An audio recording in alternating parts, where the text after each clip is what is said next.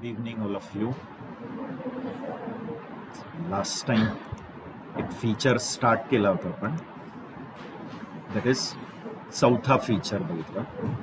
पूर्ण नव्हता केला, आपण स्टार्ट केला होता रोबस्ट अँड सिक्युअर. तर how Java is robust and secure त्यातला एक पॉईंट पहिला सांगितला होता की जावामध्ये स्ट्रिक्ट कंपाईल टाईम आणि strict run time type checking होतं. म्हणजे डेटा टाईप चेकिंग स्ट्रिक्ट आहे, कारण जावा कोणत्या कॅटेगरीत येते. Java is a static type, एक तर स्टॅटिक टाईप लँग्वेज आहे, आणि Java is strict type language. बरोबर. स्ट्रिक्ट टाईप आणि स्टॅटिक टाईप का? स्टॅटिक टाईप म्हणजे व्हेरिएबल्स डिक्लेअर केल्याशिवाय वापरू शकत नाही. म्हणजे आपल्याला व्हेरिएबल्स पहिले काय करावे लागतात, डिक्लेअर, आणि मगच यूज करू शकतो. आणि डिक्लेअर करताना तो त्याचा जो डेटा टाईप सांगितलेला आहे थ्रू आउट त्याच्या लाईफमध्ये तोच त्याचा डेटा टाईप. म्हणजे त्याचा डेटा टाईप काय होऊ शकत नाही, रन टाईम चेंज. म्हणून स्ट्रिक्ट. तर स्टॅटिक का? कारण डिक्लेअर केल्याशिवाय व्हेरिएबल वापरता येत नाही. पहिला व्हेरिएबल डिक्लेअर करायला लागतो आणि मगच त्याला काय करता येतं, यूज. आणि स्ट्रिक्ट का? कारण एकदा जर त्याला डिक्लेअर केला की तो इंट आहे, तर त्याच्या पूर्ण लाईफमध्ये तो काय असणार, इंटिजर. ठीक आहे. तर जावामध्ये स्ट्रिक्ट काय होतं, चेकिंग. मग त्याचे एक्झाम्पल्स दिले होते बघा, की strict compile time and strict run time type checking is done. Okay. मग त्यातला एक्झाम्पल कंपाईल टाईमचं चेकिंग एक्झाम्पल काय दिलं होतं, कंपाईल टाईम मी दिलं होतं बघा. जर आपण एक व्हेरिएबल डिक्लेअर केला आहे ऑफ टाईप इंटिजर, ठीक आहे, आणि त्या व्हेरिएबलला जर मी असाइन करायला गेलो एक डबल व्हॅल्यू 3.5. आता सी सारखे लँग्वेजेस जे आहेत ना, तिथे काही एरर येत नाही, हे 0.5 लॉस करून टाकतं. सी सारख्या लँग्वेजमध्ये हा 0.5 लॉस होतो आणि 3 त्या इंटिजरमध्ये जाऊन सेव्ह होतं. पण जावा खूप स्ट्रिक्ट चेकिंग करतो. जावाचं म्हणणं की जर तुमची व्हॅल्यू वायडर आहे आणि ती नॅरोमध्ये स्टोअर होती, तर ऑटोमॅटिक नॅरोईंग होत नाही. म्हणजे जावा म्हणतं की बिगर व्हॅल्यूज तुम्ही कशात स्टोअर करायला गेला, स्मॉलर, म्हणजे जिथे काय होणार आहे नॅरोईंग, ते अलाउड नाही. मग हे चेकिंग होत आहे बघा इथे स्ट्रिक्ट डेटा टाईप चेकिंग. पण ही डेटा टाईप चेकिंग कधी होतीये, at the time of compilation. कंपाईलच्या वेळेला चेक होत आहे की RHS मध्ये डबल आहे, LHS मध्ये इंटिजर आहे. मग इथे सिच्युएशन ऑफ नॅरोईंग, आणि नॅरोईंग कशात होत नाही, जावामध्ये ऑटोमॅटिक नॅरोईंग होत नाही. एक्सप्लिसिटली नॅरोईंग करू शकता. जर तुम्ही कास्टिंग केलं ना, स्वतःहून कास्टिंग केलं तर नॅरोईंग होईल. पण जावा स्वतःहून काय नाही करत. म्हणजे प्रोग्रामरनी केलं ना तर चालेल, कास्टिंग ऑपरेटर वापरून कास्टिंग करता येतं. पण जावा स्वतःहून काय नाही करत, कास्टिंग. म्हणजे जावामध्ये नॅरोईंगची सिच्युएशन आली की तिथे एरर. मग तो एरर कशाच्या कॅटेगरीत आला, कंपाईल टाईम चेकिंग. गेटिंग? म्हणजे इथे जावा एरर काय देणार, that is possible loss of precision, आणि मग येईल फाउंड डबल आणि रिक्वायर्ड इंटिजर. आता आधीचे कंपायलर्स तसं द्यायचंय, आत्ताचे जे कंपायलर्स आहेत तेच एरर फक्त एका वाक्यात ते कम्प्लीट करतात. पॉसिबल ते देत आहे की lossy conversion from double two int. जेव्हा प्रोग्राम्स लिहू तेव्हा हे एरर्स पण दाखवेन मी तुम्हाला. तर कंपाईल टाईम स्ट्रिक्ट चेकिंग होतं बघा. आता मी इथे व्हेरिएबल काय डिक्लेअर केला, इंटिजर. तर कंपायलेशनच्या वेळेलाच त्याचा डेटा टाईप इंट आहे. तर त्याचं म्हणणं की त्याच्यात फक्त कोणते व्हॅल्यूज स्टोअर होऊ शकतात, इंटिजर ऑर स्मॉलर. इंटपेक्षा जे छोट्या साईजचे आहेत ते चालतील का? कारण ऑटोमॅटिक वाईडन होऊ शकतात, ऑटोमॅटिक नॅरो. म्हणजे बाईट स्टोअर करायला गेलात किंवा शॉर्ट स्टोअर केलं तर चालेल. पण वाईडर व्हॅल्यू जेव्हा स्मॉलर मध्ये सोडायला गेला की तिथे काय येणार आहे, एरर. बघा इथे कंपायलर एरर देतं, पॉसिबल लॉस ऑफ प्रिसिशन.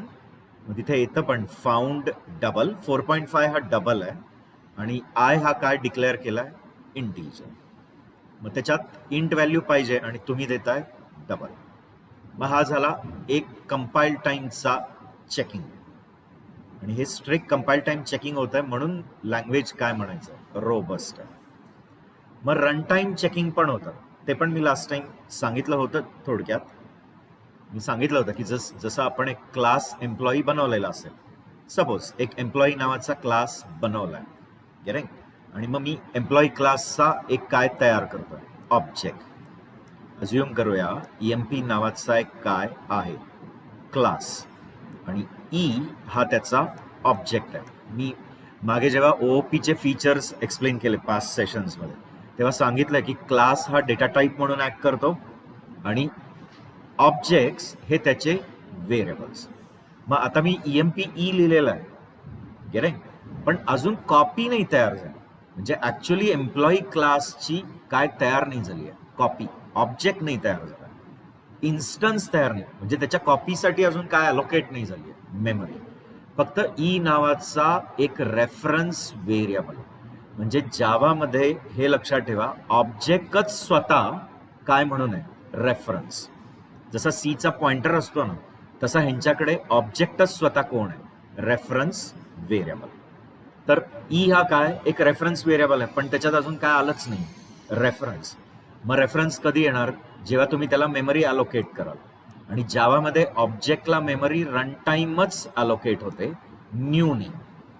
मग न्यू EMP लिहिलं तर आता काय होणार, एका एम्प्लॉई ऑब्जेक्टला जेवढी मेमरी लागते तेवढी हिपवर अलोकेट होते.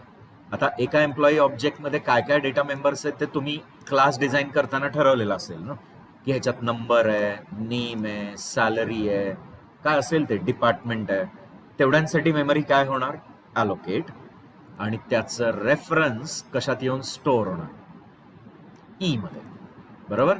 आणि मग तुम्ही ई डॉट करून त्याचे मेथड्स कॉल, म्हणजे बिहेवियर कॉल करू शकता. लाईक ई डॉट काय लिहिलं, गेट सॅल, राईट. तर आता त्या एम्प्लॉईचा एक बिहेवियर गेट सॅल कॉल करेल. त्या गेट सॅल मध्ये त्याचे प्रॉपर्टीज काय होत असतील, काही ऍक्सेस होतील, मॅन्युप्युलेट होतील, what ever.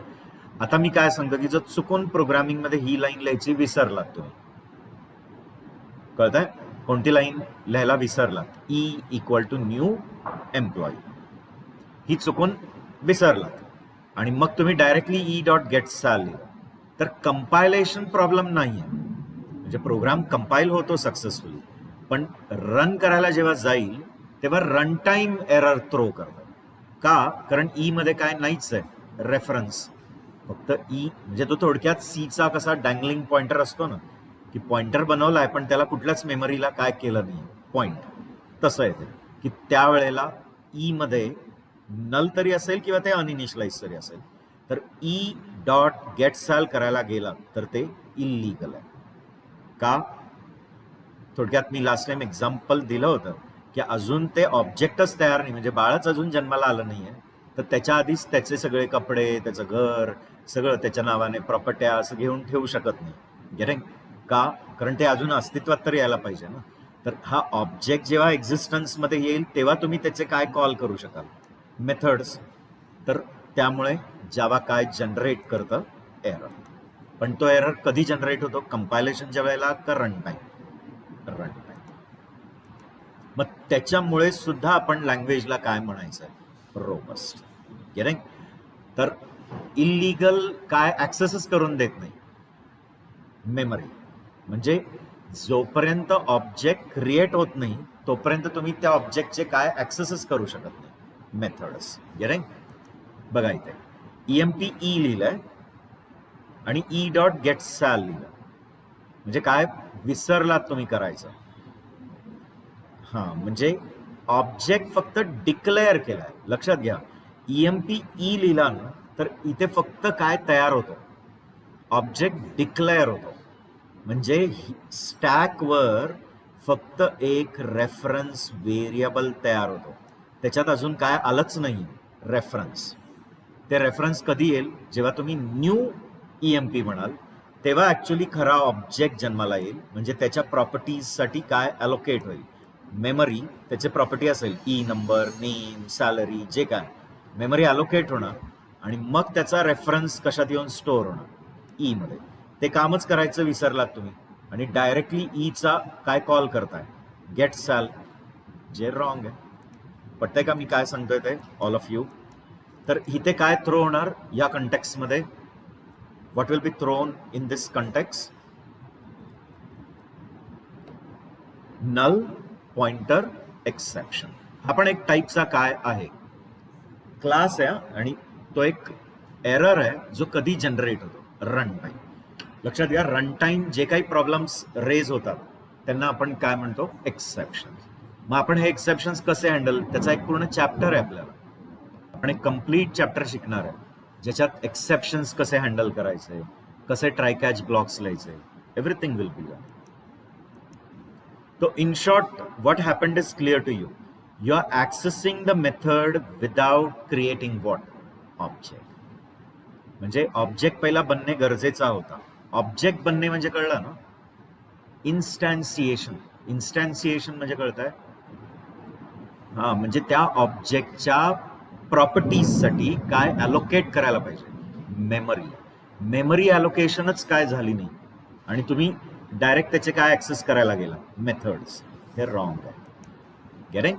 C, accessing method without object इन्स्टॅन्सिएशन.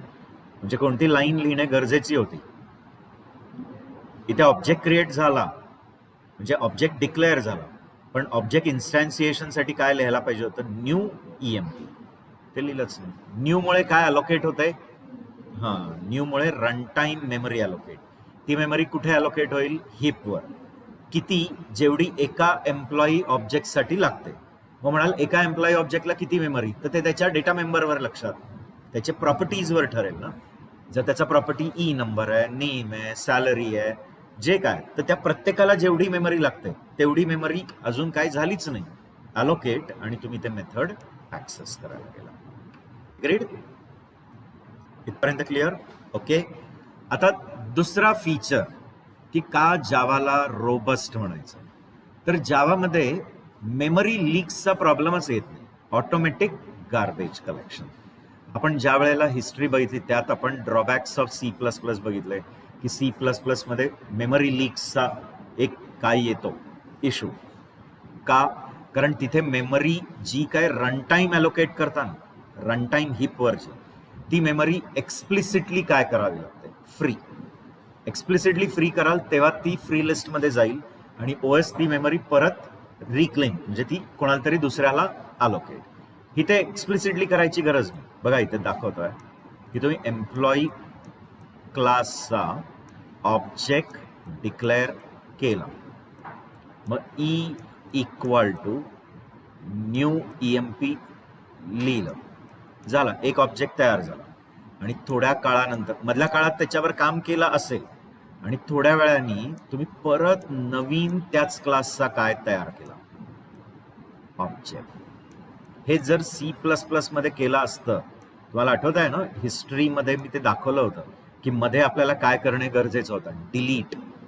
आठवत आहे, डिलीट P. इथे काही गरज नाही. म्हणजे पहिलं सांगा, स्टॅकवर एक रेफरन्स व्हेरिएबल तयार झाला, मग पहिला ऑब्जेक्ट तयार झाला न्यू EMP, म्हणजे एका एम्प्लॉईला जेवढी मेमरी लागते तेवढी मेमरी अलोकेट होईल. मे बी त्याच्या नंबरला, नेमला, सॅलरीला, डिपार्टमेंटला, जे काय डेसिग्नेशन, ईमेल, जेवढं काय डेटा असेल तो, सॅलरी. आता हा मेमरी अलोकेट झाला, त्याचं रेफरन्स कशात आलं, ई मध्ये. आता ह्या ईला वापरून याच्यावर काम कराल तुम्ही. मधल्या काळात तुम्ही काय केलंय, या ऑब्जेक्टवर काम केलं, पण थोड्या वेळाने परत अजून एक कॉपी तयार केली, त्याच एम्प्लॉई क्लासची अजून एक कॉपी तयार झाली, म्हणजे त्याच्या डेटा मेंबरला जेवढी मेमरी लागते तेवढी अलोकेट होईल आणि त्याचा रेफरन्स कशात येतो, या ई मध्ये. म्हणजे ई मधून आधीचा रेफरन्स गेला का रे, हो गेले. आता आधीचा रेफरन्स लॉस झाला आणि नवीन रेफरन्स तिथे आला, तर ही मेमरी लीक असणार का, म्हणजे मेमरी लीक म्हणून राहील का, सी प्लस प्लस असतं तर ही मेमरी लीक म्हणून राहतं. मेमरी लीक म्हणजे तुम्ही पण ऍक्सेस करत नाहीये का, कारण तुमच्याकडनं त्याचा रेफरन्स लॉस आणि तुम्ही सिस्टीमला काय नाही केलंय, दिलं नाहीये. का नाही दिलं, कारण तुम्ही मध्ये कोणाला कॉल नाही केलं. डिलीट ई म्हणजे होतं काय, ही काय म्हणून राहते, as a leak. Memory leaks म्हणजे कळलं, फ्री पण नाही आणि तुम्ही ऍक्सेस पण नाही. पण तो प्रॉब्लेम कशामध्ये नाही, जावामध्ये. जावा म्हणतं हे काय करायची गरज नाही. जसा तुमच्या रेफरन्स व्हेरिएबलमध्ये नवीन रेफरन्स आला ना, की ती आधीची मेमरी गेटिंग कशामध्ये ऍड केली जाईल, फ्री लिस्टमध्ये.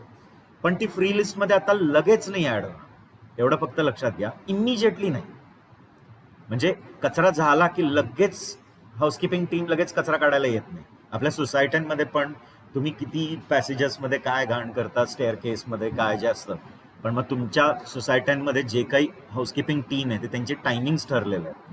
म्हणजे आज तुम्ही दिवसभरात काय करायचं तो करा कचरा, मग दुसऱ्या दिवशी त्यांचं जेव्हा शेड्यूल आहे तेव्हाच ते येणार. तसंच जावाकडे पण एक गार्बेज कलेक्टर असतो, एक लो प्रायोरिटी थ्रेड येतो. थ्रेड म्हणजे तो बॅकग्राऊंडमध्ये चाललाय, पॅरलली चाललाय. म्हणजे पॅरलली म्हणण्यापेक्षा कन्करंटली, म्हणजे तुमच्या कामाबरोबर तो थ्रेड सुद्धा बॅकग्राऊंडमध्ये काय आहे, रनिंग आहे. त्याला गार्बेज कलेक्टर म्हणतात. आणि हा जो गार्बेज कलेक्टर असतो ना, तो कॉल होतो. गेटिंग, जेव्हीएम त्याला काय देतं, कॉल, पण त्याला पिरियॉडिकली कॉल देतं. पिरियॉडिकली म्हणजे कळलं, आफ्टर एव्हरी फिक्स इंटरवल कोण कॉल होणार, फिक्स इंटरवल, टायमिंग ठरलेला. प्रत्येक फिक्स इंटरवल नंतर कोणाला कॉल देणार, त्या गार्बेज कलेक्टरला. गेटिंग. आणि मग तो गार्बेज कलेक्टर काय करेल, आधी जेव्हा तो कॉल झाला होता, म्हणजे आधीच्या शेड्यूल आणि नंतरच्या शेड्यूलच्या मधल्या काळात असे कोणते कोणते ऑब्जेक्ट्स आहेत ज्यांचा रेफरन्स काउंट काय झालाय, 0. आता ह्याला कोणी रेफर नाही करत आहे ना, मग रेफ काउंट किती आहे ह्याचा, 0. अशा सगळ्या ऑब्जेक्ट्सला ज्यांचा ज्यांचा रेफ काउंट, त्या सगळ्यांना कलेक्ट करेल आणि कशामध्ये टाकेल, फ्री लिस्ट. आणि मग जेवढे फ्री लिस्टमध्ये गेले ती मेमरी परत रियुटिलाइज. गेटिंग. पण कोण करतं ते काम, तो गार्बेज कलेक्टर. तो गार्बेज कलेक्टर एक बॅकग्राऊंडमध्ये कन्करंटली चालणारा एक काय आहे, थ्रेड आहे. जेव्हीएम त्या थ्रेडला पिरियॉडिकली काय करतं, call. After every fix interval त्याला काय करेल, कॉल. आणि हा गार्बेज कलेक्टरचं काम काय आहे, मेमरीमध्ये जेवढे ब्लॉक्स आहेत ज्यांचा काय 0 झालाय, रेफरन्स काउंट 0, त्या सगळ्यांना उचलून कशामध्ये टाकत जाईल, फ्री लिस्ट. आणि जेवढे फ्री लिस्टमध्ये गेलेत तेवढी मेमरी परत आपल्याला अवेलेबल झालेली आहे, तेवढी मेमरी परत कामासाठी अवेलेबल आहे. तर मला वाटतं कळलं. तर थोडक्यात का जावा रोबस्ट आहे, त्याचा हा दुसरा पॉइंट आहे की जावामध्ये गार्बेज कलेक्शन कसं होतं, ऑटोमॅटिक. म्हणजे आपल्याला एक्सप्लिसिटली मेमरी फ्री करायची आहे का, क्लिअर.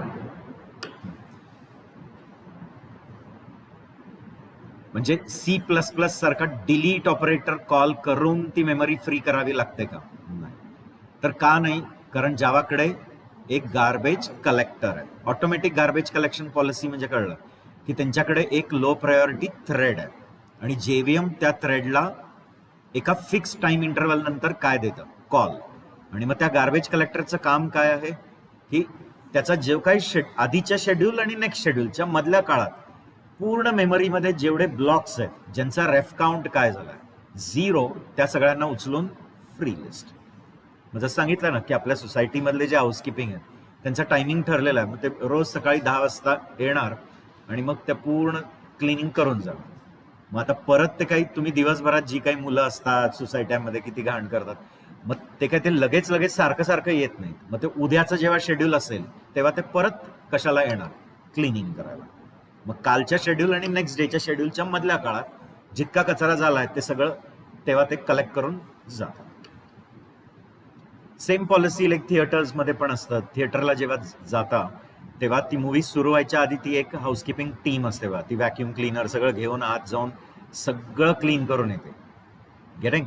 आणि मग सगळे लोक आज जातात मूवीला, मग करतात ढिगाने घाण, like so called civilised. Getting?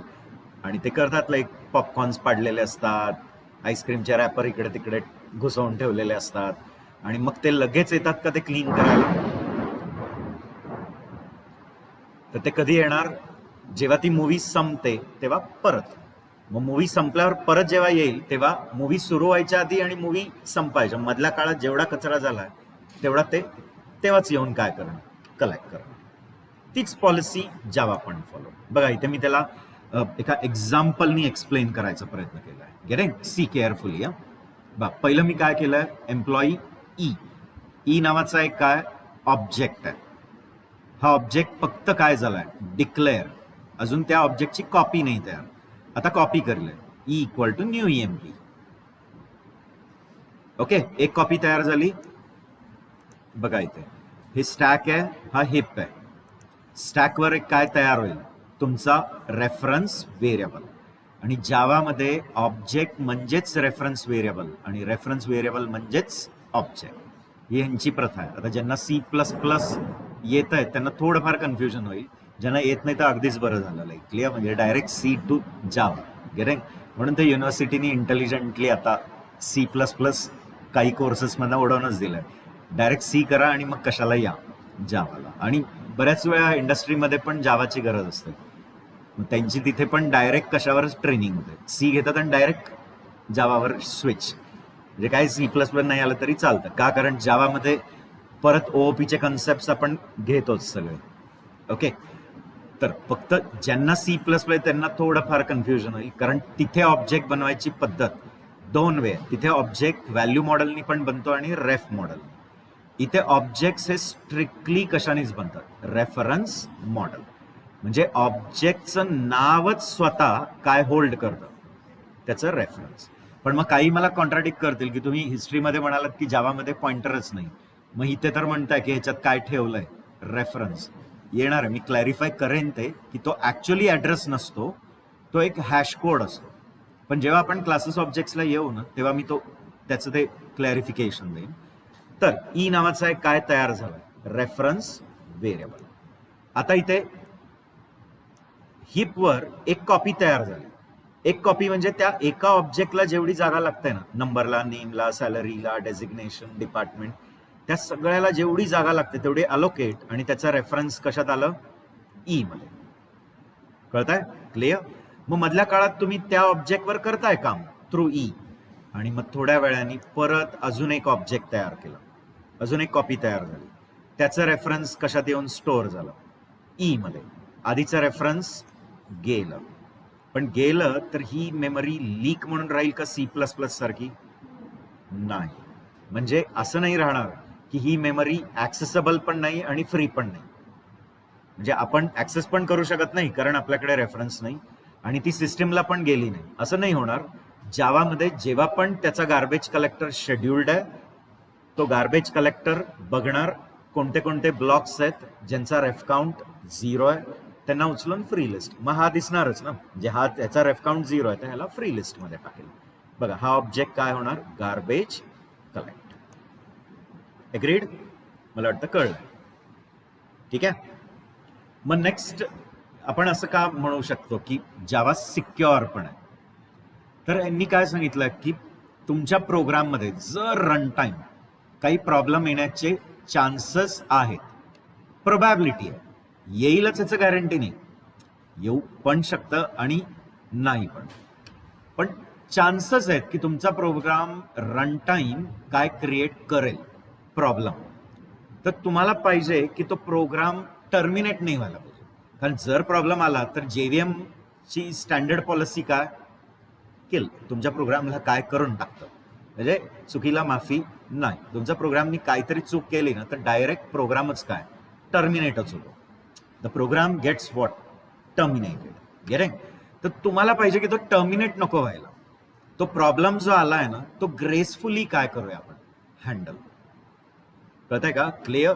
म्हणजे काही प्रॉब्लेम झालाच तर डायरेक्टली आई वडील घरातनं झाकलून नाही देत ना तुम्हाला, म्हणजे आधी समजावून वगैरे सांगतात. म्हणजे तुम्ही काही केलंच बाहेर काढ्या. क्लिअर?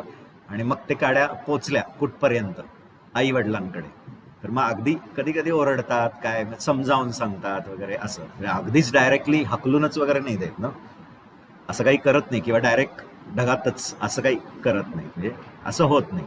गेटिंग? मग ते आपल्याला काय करतात, ग्रेसफुली तो प्रॉब्लेम काय करायचा प्रयत्न करतात, हँडल. काही म्हणजे अगदी डेंजर पायामध्ये ते बडवून वगैरे काढतात, काही अगदी प्रेमाने समजावतात, म्हणजे काहींचं समजावण्याची पॉलिसी असते, काहींची बडवायची पॉलिसी, पण काही का असे ना हँडल करतात. तसंच जावामध्ये जर तुमचा प्रोग्राम काही प्रॉब्लेम क्रिएट करण्याचे चान्सेस आहेत, तर तुम्ही त्याला ग्रेसफुली काय करू शकता, हँडल. आणि हँडल करायचं, त्याला त्याचा एरर मेसेज द्यायचा, आणि राहिलेला प्रोग्राम तुम्ही काय करू शकता, कंटिन्यू इन्स्टेड ऑफ किलिंग. म्हणजे तो टर्मिनेटच होण्यापेक्षा तेवढा प्रॉब्लेम हँडल करा, त्याचा एरर देऊन टाका, आणि राहिलेला कोड तुम्ही काय करू शकता, कंटिन्यू. मग हे कसं, तर जावानी त्याच्यासाठी पॉलिसी दिली आहे, त्याच्यासाठी एक एक कंट्रोल स्ट्रक्चर दिलाय कॉल्ड ट्राय कॅच ब्लॉक. मग ट्राय आणि मग खाली काय लिहू शकता, कॅच. गेटिंग? आणि मग कॅच मध्ये ते ग्रेसफुली हँडल करा, आणि मग राहिलेला कोड. मग ट्राय मध्ये तो कोड लिहा जो पॉसिबली काय करू शकतो, प्रॉब्लेम क्रिएट करू शकतो. जर आपल्याला गॅरंटी आहे की आपला कोड काय करणारच नाही, कधीच प्रॉब्लेम क्रिएट नाही करणार, तर हा ट्राय लिहायची गरजच नाही, कारण तुम्हाला गॅरंटीच आहे की तुमचा कोड कधीच काय जनरेट नाही करणार प्रॉब्लेम. पण चान्सेस आहेत की प्रॉब्लेम क्रिएट होऊ शकतो, तर त्याला कशामध्ये टाका, ट्रायमध्ये. मग आपला चाललाय कोड, गेटिंग, सुरळीत चाललाय, काहीच प्रॉब्लेम नाही आला तर ट्राय रन करेल आणि खालीचा कोड. पण जर ट्राय ब्लॉकमध्ये काही प्रॉब्लेम आलाच, तर काय होतं, तो जो काही प्रॉब्लेम आहे त्या प्रॉब्लेमचा एक क्लास असतो, त्या क्लासचा एक ऑब्जेक्ट बनतो, आणि कंट्रोल ना इकडे ट्रान्सफर होतो. मग तो जो ऑब्जेक्ट बनलाय ना, त्या प्रॉब्लेमचा एक काय असतो, प्रत्येक प्रॉब्लेमचे काय असतात, क्लासेस, आणि त्या प्रत्येक क्लासचा काय बनेल, ऑब्जेक्ट. जर तो प्रॉब्लेम आला तर त्या प्रॉब्लेमच्या करस्पॉन्डिंग क्लासचा काय बनेल, ऑब्जेक्ट, आणि तो ऑब्जेक्ट कोणाला पास होईल, कॅच. इथे येतो तो ऑब्जेक्ट, आणि मग कॅच मध्ये तुम्ही जो काही प्रॉब्लेम हँडल केलाय तो होईल, आणि मग राहिलेला कोड मूव्ह होईल. म्हणजे ग्रेसफुली तुम्ही तो प्रॉब्लेम काय करता, हँडल. आणि म्हणून लँग्वेजला काय म्हटलं पाहिजे, की language is secure. Getting? He facility C++ नी पण दिलेली आहे. ओके, तर बघा, एक्सेप्शन हँडलिंग. आता त्या कन्सेप्टलाच आपण काय म्हणतो, exception handling. Captures serious errors and eliminates the risk of crashing program. Crashing system किंवा क्रॅशिंग प्रोग्राम म्हणजे कळला की तुमचा प्रोग्रामच काय होणार आहे, क्रॅश म्हणजे टर्मिनेट. म्हणजे होतं काय की JVM काय करतायत, जर तुमच्या प्रोग्रामनी काही चूक केली ना, तर त्याला चान्सच नाही जगण्याचा, डायरेक्टच तिथे काय त्या प्रोग्रामला काय करूनच टाकतं, टर्मिनेटच. त्याच पॉइंटला काय होतं, प्रोग्राम टर्मिनेट. पण आपल्याला पाहिजे की प्रॉब्लेम आला ना की टर्मिनेट करण्यापेक्षा त्याला आपण काय करूया, हँडल करूया, ग्रेसफुल मेसेज देऊया प्रॉब्लेमची, आणि मग राहिलेला कोड काय करूया, execute. Getting?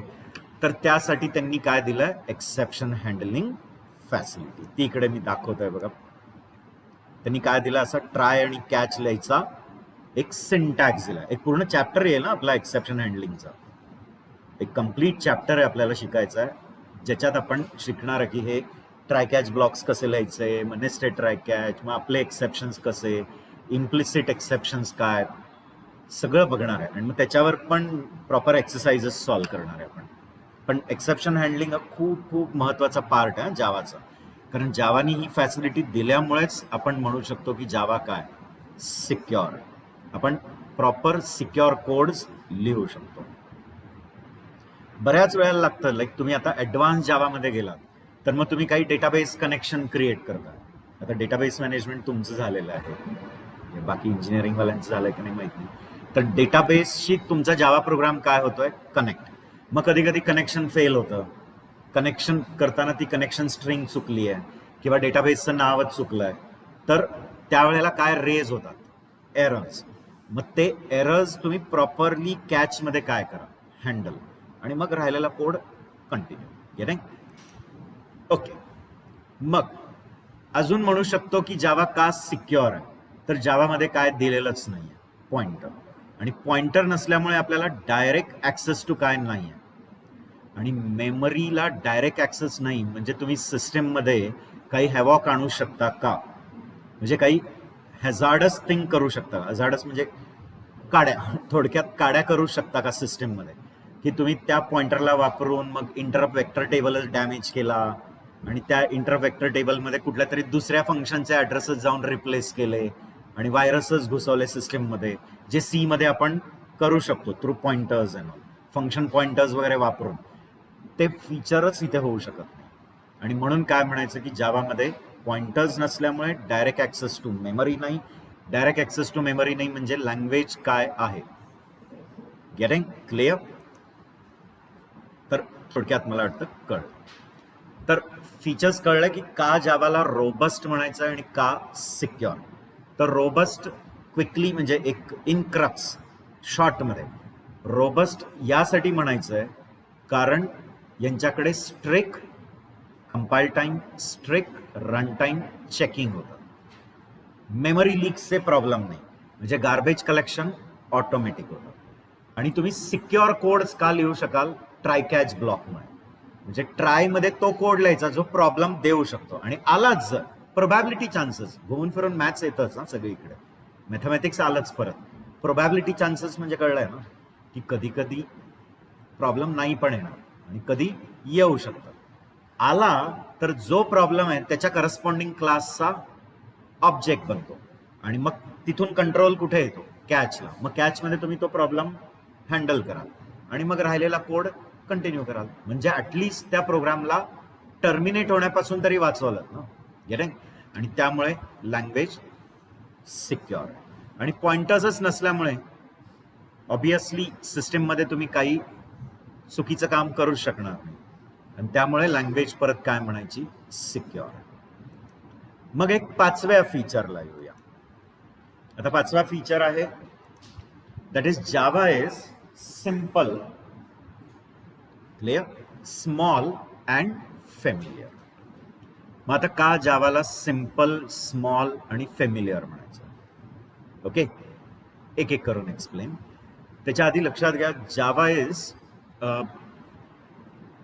Not a superscript also nor a subscript of C and C plus plus. म्हणजे असं म्हणा की सी प्लस प्लस च्या मध्येच जे काही प्रॉब्लेमॅटिक फीचर्स होते ते काढून जी लँग्वेज बनली ती जावा. म्हणजे मॉडिफाईड फॉर्म ऑफ काय, सी प्लस प्लस आणि सी. म्हणजे सी प्लस प्लसचे बरेचसे फीचर्स कोणी घेतले, कॅरी केले जावाने.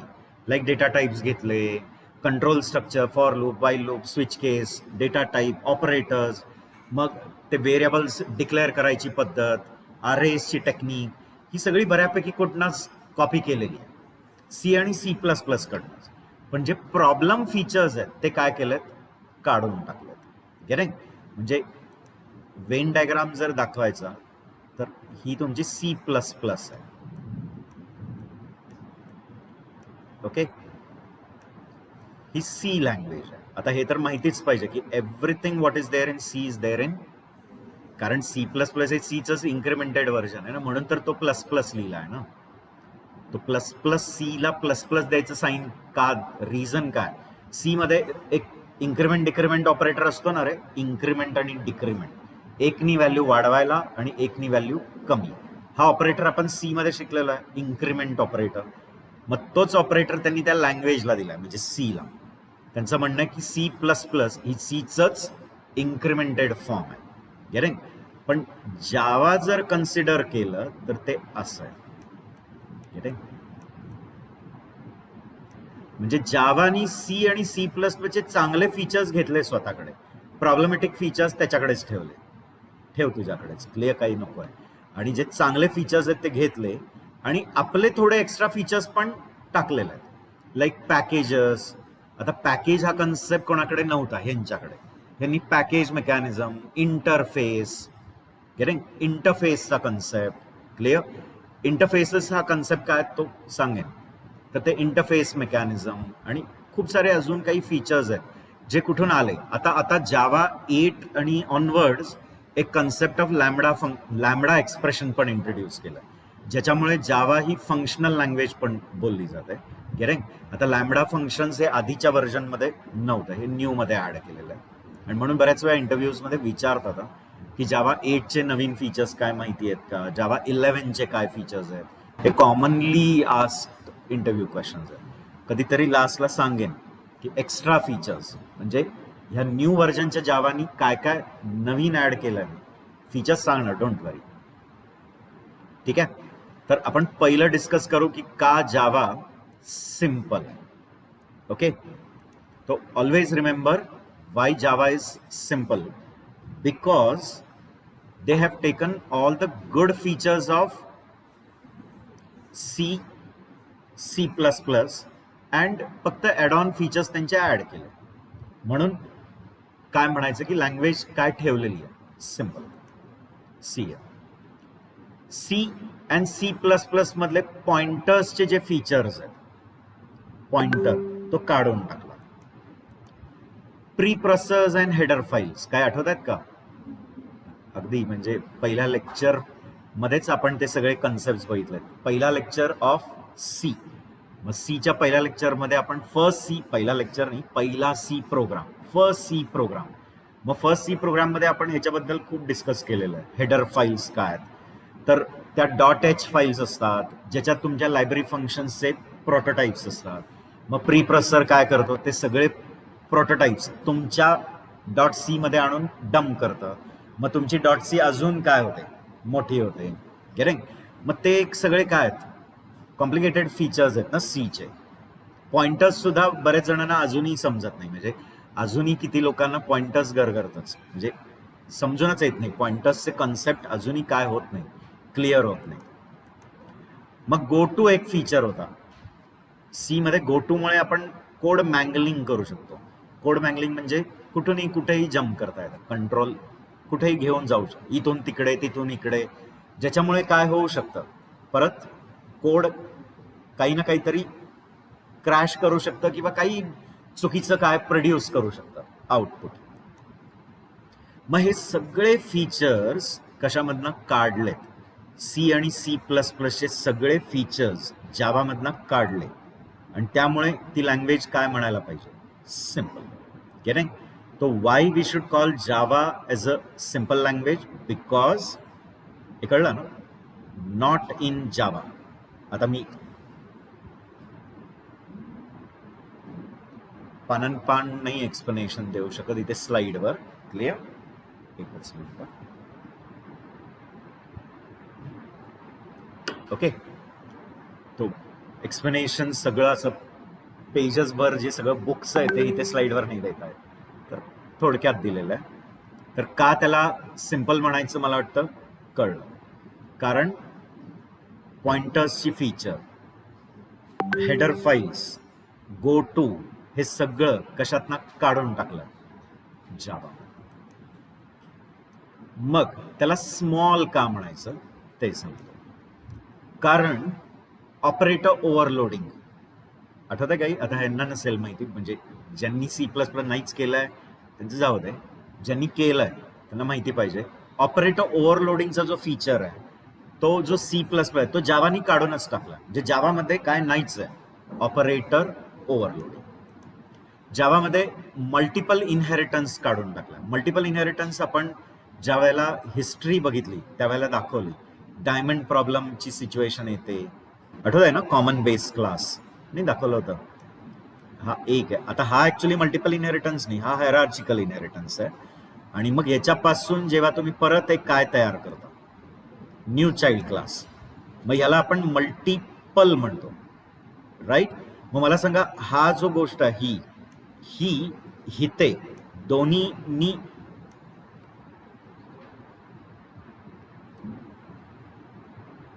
क्लिअर? तर दोन्ही पाथनी ती काय होती, हितून सुद्धा आणि हितून सुद्धा, दोन्ही पाथनी इथे पोहोचता ना. मग ते डुप्लिकसी आहे. मग त्याच्यासाठी सोल्युशन दिलं होतं त्यांनी, व्हर्च्युअल बेस क्लास, पण मग त्याच्यानी कंपायला कॉम्प्लेक्सिटी वाढते. मग ते जावावाले म्हणे काढूनच टाकू ना, पण कशाला, तो प्रॉब्लेमच नको. गेटिंग?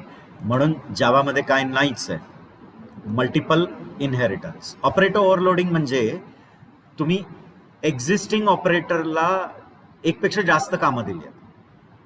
म्हणजे तो एक्झिस्टिंग ऑपरेटर जो प्लस आहे तो 2 इंटीजर्स तर ऍड करतच,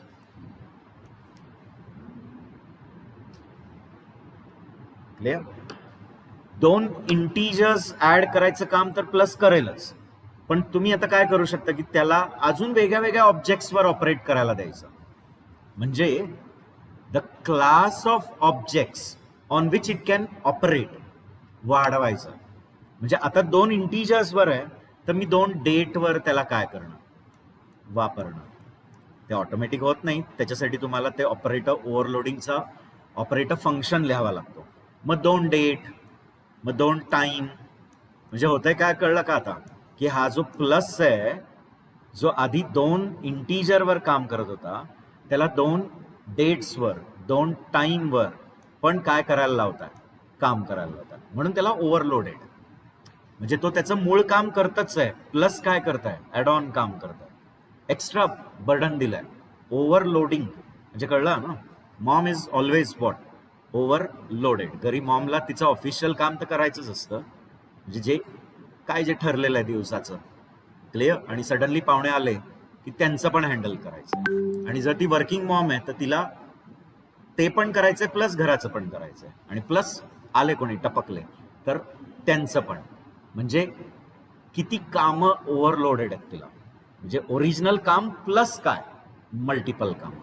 मग इथे पण काय केलंय कळलं का, या प्लसला इंटवर, डेटवर, टाइमवर आणि अजून काही कॉम्प्लेक्स नंबर्सवर सगळ्यावर त्याला काय करायला लावतात, ऑपरेट करायला लावतात. मग त्याला आपण म्हणतो ऑपरेट ओव्हरलोडिंग. पण त्याचे काही ड्रॉबॅक्स आहेत.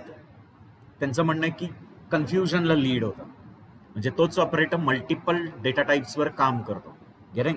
तो it may lead to what, confusion. म्हणून जावानी काय फीचरच काढून टाकलं ऑपरेट ओव्हरलोडिंग. काही लँग्वेजमध्ये आहे, म्हणजे C++ मध्ये आहे, C# मध्ये आहे, पायथॉन मध्ये आहे. पायथननी दिलेलं आहे, पायथनमध्ये ऑपरेट ओव्हरलोडिंग असतात आणि मल्टिपल. आता हे फीचर्स काढल्यामुळे लँग्वेज काय झाली सांगा, स्मॉल.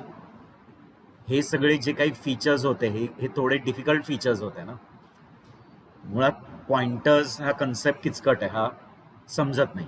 तुम्हाला माहिती पाहिजे की वायपी कनेक्टकरांचं तर एक सेपरेट बुकच आहे नुसतंच कशावर, अंडरस्टँडिंग पॉइंटर्स इन सी. जो 500-600 पानाचं तर ते एक वेगळं बुकच त्याच्यावरच काढलेलं आहे. म्हणजे नुसतं सी नाही, पॉइंटर्सवरच वेगळं बुक.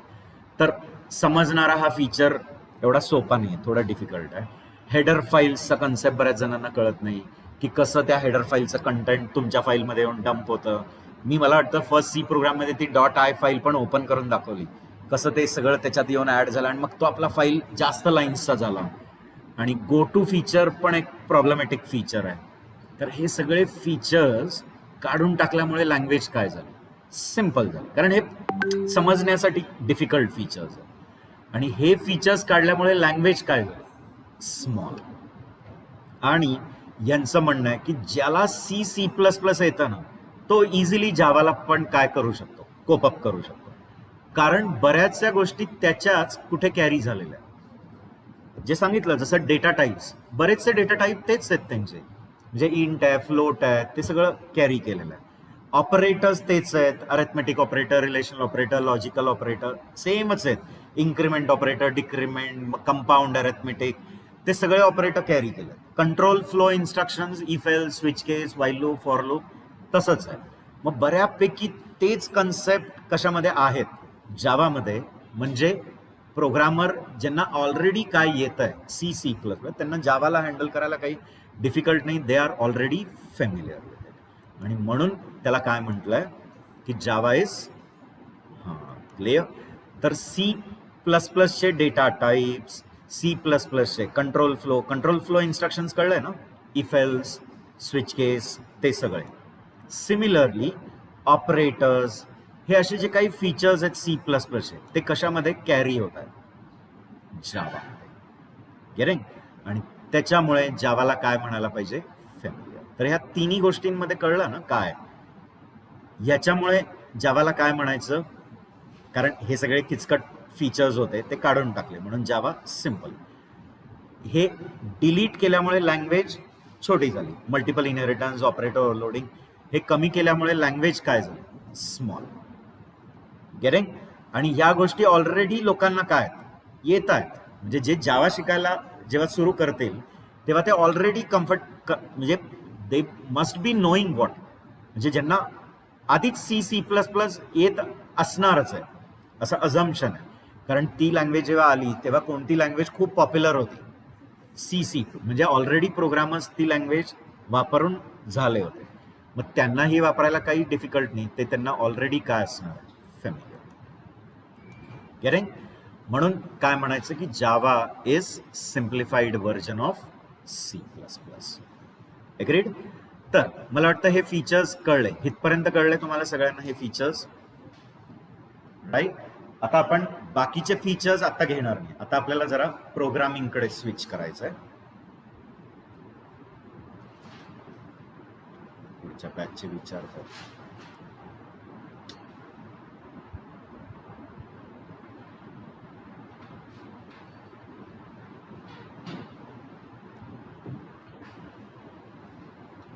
ओके, तर 5 महत्वाचे फीचर्स डिस्कस झाले की Java compiled and interpreted, Java platform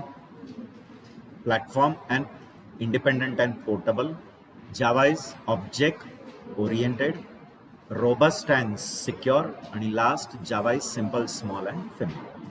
आता जे बाकीचे फीचर्स आहेत आता तात्पुरते त्याला थोडं पेंडिंग ठेवा, कारण ते आत्ताच्या घडीला एवढे महत्वाचे नाही.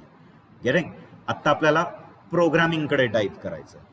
पण आता प्रोग्रामिंग करायला, जावाची प्रोग्रामिंग करायला आपल्याला काही टूल्सची गरज आहे. कारण ते नसेल तर मग तुम्ही प्रोग्राम कंपाईल कसा करणार, तो रन कसा करणार, मग ते पहिलं आपल्याला डिस्कस करायचं आहे. गेटिंग? तर एक लक्षात ठेवायचं की आपल्याला जर जावाचा प्रोग्राम आपल्या सिस्टीममध्ये डेव्हलप करून त्याला सक्सेसफुली एक्झिक्यूट करायचं आहे तर आपल्याला जावा डेव्हलपमेंट किट ची गरज आहे. ओके, कशाची गरज आहे? Java development kit. ठीक आहे? ओके, याचा मी फक्त आजच्या सेशनला ओव्हरव्ह्यू देणार आहे. मग आपण याच्याबद्दल अजून इन डिटेल आणि नेक्स्ट टाइम मी हे इन्स्टॉल करून पण दाखवणार. Getting? I show you the demonstration of installing. मग याचा पाथ कसं सेट करायचं सगळं दाखवतो. गेटिंग? आणि मग फर्स्ट जावा प्रोग्राम सुरू करायचा. गेटिंग? मग तिथून आता आपली ऍक्च्युअल प्रोग्रामिंगची काय सुरू होईल, जर्नी सुरू होईल. मग फर्स्ट जावा प्रोग्रामला पण समजायला वेळ लागणार, म्हणजे अगदी 15 मिनिटात फर्स्ट जावा प्रोग्राम होत नाही, त्याला लागणार आहे, वेळ लागेल फर्स्ट जावा प्रोग्राम प्रॉपरली समजायला लागेल. पण तो फर्स्ट जावा प्रोग्राम लिहायला आधी आपल्याला आपल्या मशीनमध्ये काय टाकावं लागणार? Java development kit. तो इट इज रिक्वायर्ड की तुम्ही सगळे लॅपटॉप्स घेऊन आलात तर माझ्याबरोबर सायमल्टेनियसली मशीनमध्ये काय करून टाका? JDK इन्स्टॉल असेलच. JDK इन्स्टॉल तर वेल अँड गुड, काही प्रॉब्लेम नाही आहे. गेटिंग? आता आपल्या सिस्टीममध्ये करा, म्हणजे ऑनलाईन नका. जसं C मध्ये कसं आपण ऑनलाईन C कंपायलर, तसा जावाचा पण आहे, सबका कंपायलर्स अवेलेबल आहे. पण मला असं वाटतं की तुम्ही स्वतःचा काय इन्स्टॉल करा मशीनमध्ये JDK, आणि मग तुमच्या सिस्टीममध्ये ते काय रन करा प्रोग्राम. मग ते रन करायला काही IDE पण वापरूया. IDE लाईक इक्लिप्समध्ये कसं ते प्रोग्राम्स टाईप करून रन करायचे सगळं दाखवतो, डोंट वरी. ठीक आहे? तर आपल्याला प्रोग्राम डेव्हलप करून त्याला सक्सेसफुली काय करायचं आहे, एक्झिक्यूट, तर आपल्याला जावा डेव्हलपमेंट किटची गरज आहे. आता जावा डेव्हलपमेंट किट कशाने बनलेलं आहे? ठीक आहे? त्याच्यात 2 गोष्टी असतात.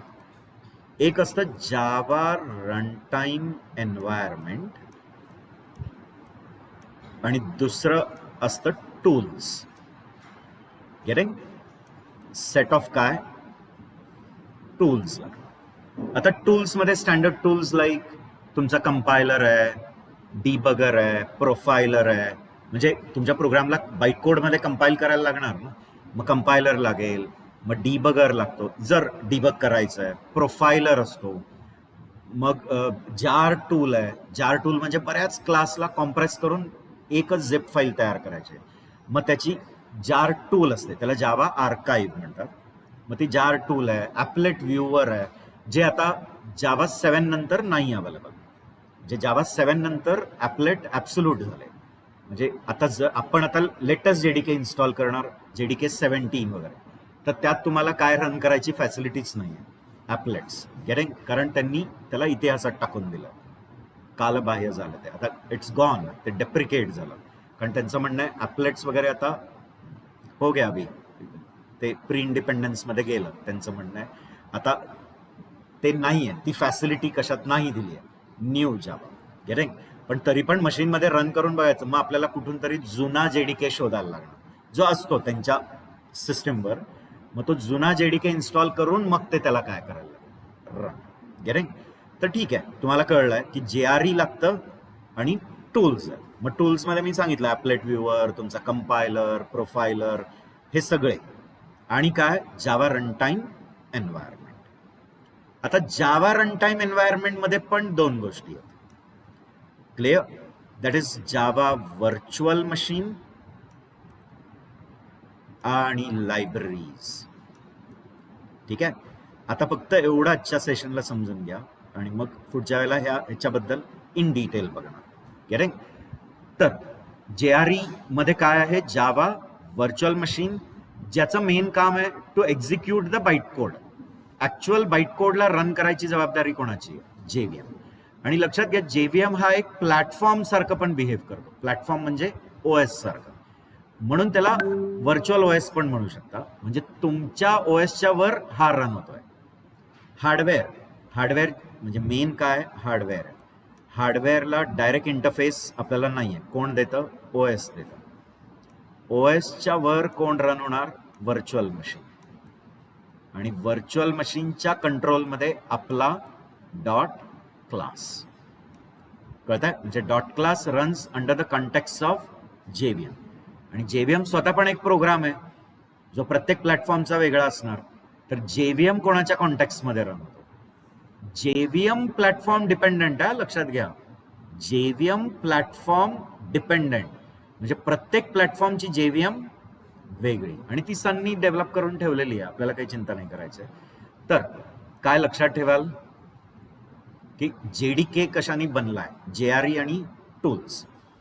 टूल्स तर लागणारच ना, कारण टूल्स नसेल तर प्रोग्राम डेव्हलपमेंट कसं करा? म्हणजे तुम्ही प्रोग्राम डेव्हलप केलाय त्याला बाईट कोडमध्ये कसं आणणार? क्लिअर? किंवा बरेच बाईट कोड आहे त्याला कॉम्प्रेस करून त्याची जार कशी तयार करणार? तर टूल्स लागणार. हे लाईक कार्पेंटरला काही टेबल चेअर बनवायचं आहे तर त्याला त्याचा टूलबॉक्स नसल्याशिवाय तो कसा बनवेल ना. पेंटरला काही पेंटिंग काढायचं आहे तर त्याच्याकडे जर पेन्स अँड ब्रशेस आणि त्याचा सगळा पॅलेट वगैरे नसेल तर तो काय पेंटिंग काढणार? Like getting? तसंच आहे. तर आपल्याला डेव्हलप करायचे प्रोग्राम जावाचे आपल्या मशीनमध्ये, तर टूल्स लागणार. दुसरा आहे JRE. गेटिंग? JRE दोन्ही बनलाय, एक JVM आणि लायब्ररी. लायब्ररीज काय आहेत? ढिगाने बनवलेले क्लासेस आहेत जे आपण नाही डेव्हलप केलेत. सनच्या टीमनी आधीच काय केलंय, डेव्हलप करून त्याला कंपाईल करून त्याचे डॉट क्लास पॅकेजेसमध्ये टाकून, वेगळे पॅकेजेस, म्हणजे मेन पॅकेज जावा, मग सब पॅकेज, त्या सब पॅकेजच्या आत परत ते क्लासेस. आठवत आहेत ना, लास्ट सेशनमध्येच झालं की जावा इज ऑब्जेक्ट ओरिएंटेड, तेव्हा नाही दाखवलं मेन पॅकेज जावा, मग त्याच्यात बरेच सब पॅकेज, मग प्रत्येक सब पॅकेजमध्ये काय क्लासेस. तर असे हे रियुजेबल काय दिलेले आहेत. रियुजेबल म्हणजे कळलं ना की आधीच डेव्हलप केलेलं आहे प्रत्येक कामासाठी, स्टॅकसाठी, क्यूसाठी, date, time, button, colour, font, सगळ्याचे क्लासेस आहेत. तुम्ही फक्त ते इंटेलिजंटली प्रोग्राममध्ये वापरायचं आहे.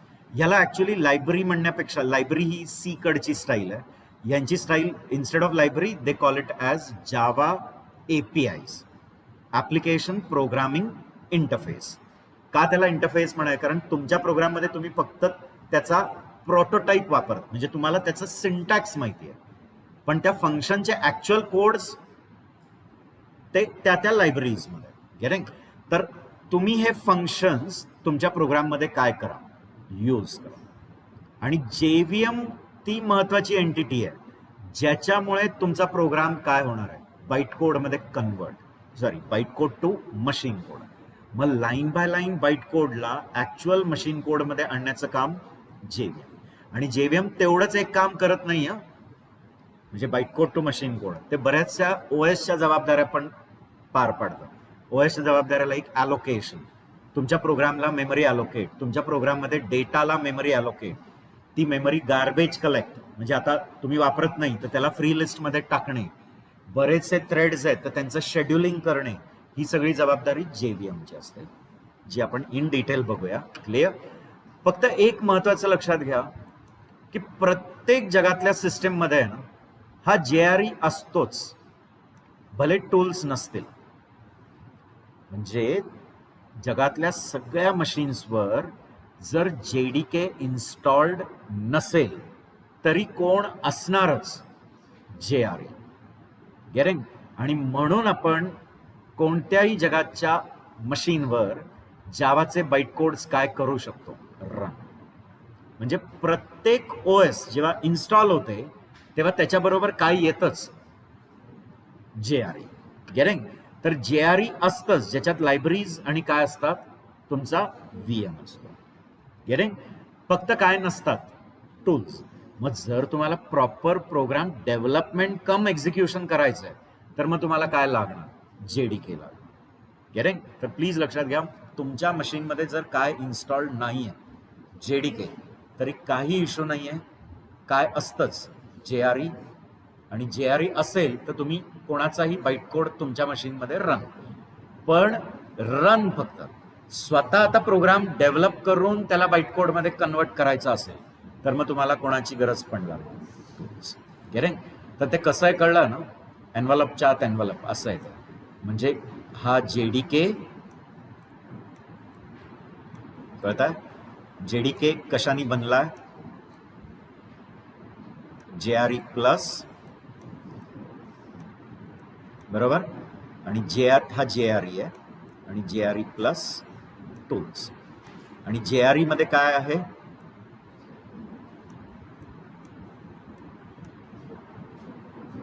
JVM plus libraries. आणि म्हणून बघा, इंटरनेटवरनं आपण कोणाचाही बाईट कोड रन केला आणि आपल्या मशीनमध्ये रन लोड केला आणि रन तरी होईल का, कारण प्रत्येकाच्या मशीनमध्ये ती VM असणार आहे आणि ती लायब्ररी असणार आहे. कळताय?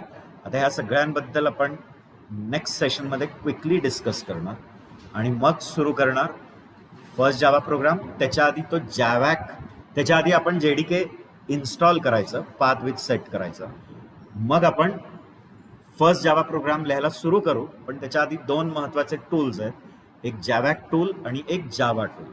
मग त्या टूल्स बद्दल पण डिस्कस, सगळं प्रॅक्टिकली दाखवणार आहे. गेटिंग? मग आता इथून आपलं ॲक्च्युअली प्रोग्रामिंगचं सुरुवात होणार. क्लिअर? थेरॉटिकल कन्सेप्ट्स कळले तुम्हाला? ठीक आहे, तर आजला थांबूया. Thank you all of you.